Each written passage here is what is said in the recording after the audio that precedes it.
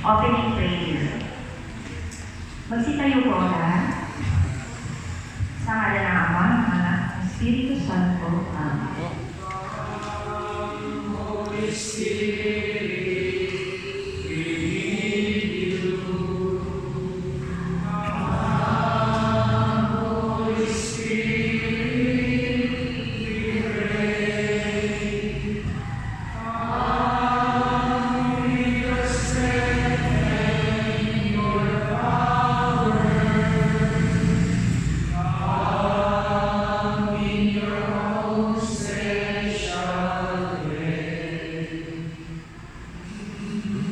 pagmahal namin ang mga ipapasalamat kami sa iyong walang hanggang pagpapamahal ng Diyos.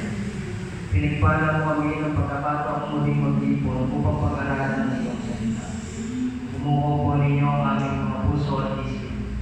Bigyan ninyo kami ng malawak na kaisipan upang maunawaan ang kanyang mga salita at kanyang kalooban. Tulungan ninyo kami ilapat ang mga aral sa aming buhay upang maging mas mabuting mga alagad. Gabayan po ninyo ang mga magbibigay aral sa aming ngayon at naway aming paunawaan ang pananampalan ng ipamahal. Ito ay aming hinihingi sa ngalan ng iyong anak na si Jesus na aming Panginoon. Espiritu Santo,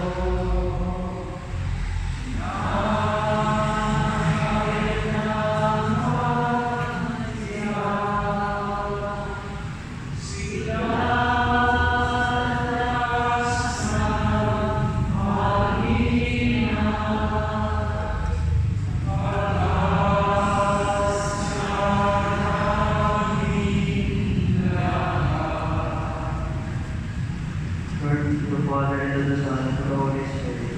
Sa ngalan ng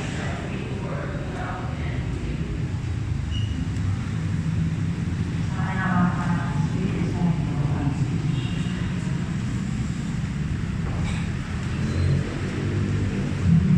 Amen. Ang mabuting balita ng Panginoon ayon kay San Lucas. Noong panahong iyon, bumaba si Jesus kasama ang 12 at tumayo siya sa isang patag na lugar. Naroon ang marami sa kanyang mga alagad at ang napakaraming tao buhat sa Judea at Jerusalem at sa mga bayan sa baybayin dagat ng Tiro at Sidon.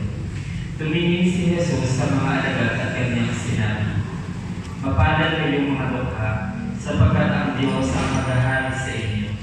Mapalad kayong mga nagugutom ngayon, sapagkat kayo'y bubusugin.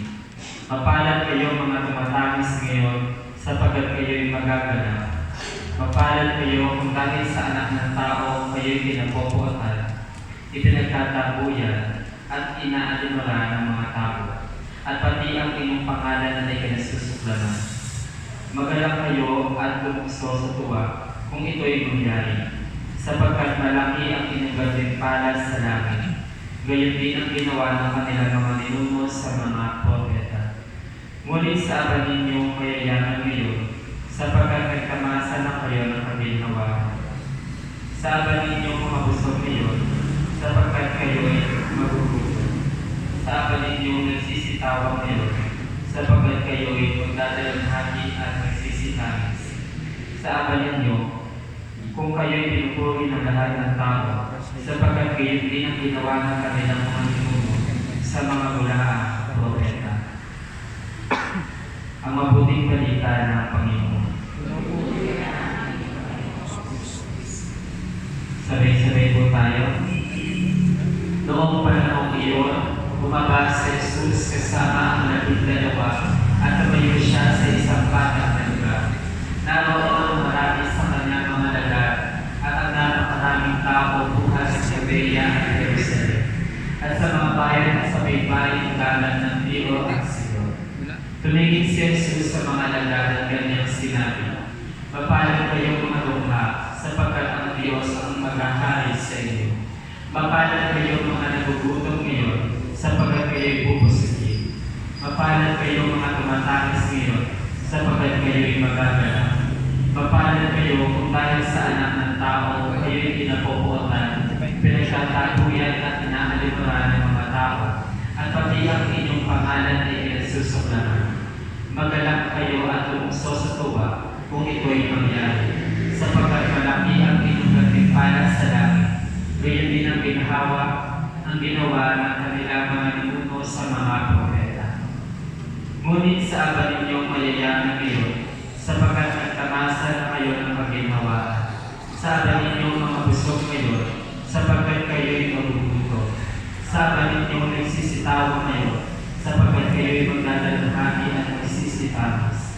Sa aba ninyo, kung kayo'y pinupuri ng lahat ng tao, sapagkat kayo din ang ginawa ng kanilang mga ninuno sa mga bulaang propeta. Okay, maaari na po tayo magsiupo. Alam niyo naman